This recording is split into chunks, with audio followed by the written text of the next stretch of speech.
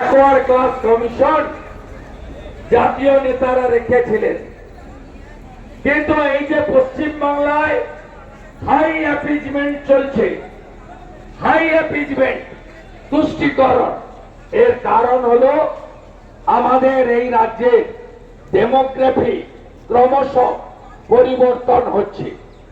এর কারণ হলো এই রাজ্যে 550 কিলোমিটার বাংলাদেশ বর্ডারে মমতা ব্যানার্জির সরকার কাঁটাতারের বেড়া দেওয়ার জন্য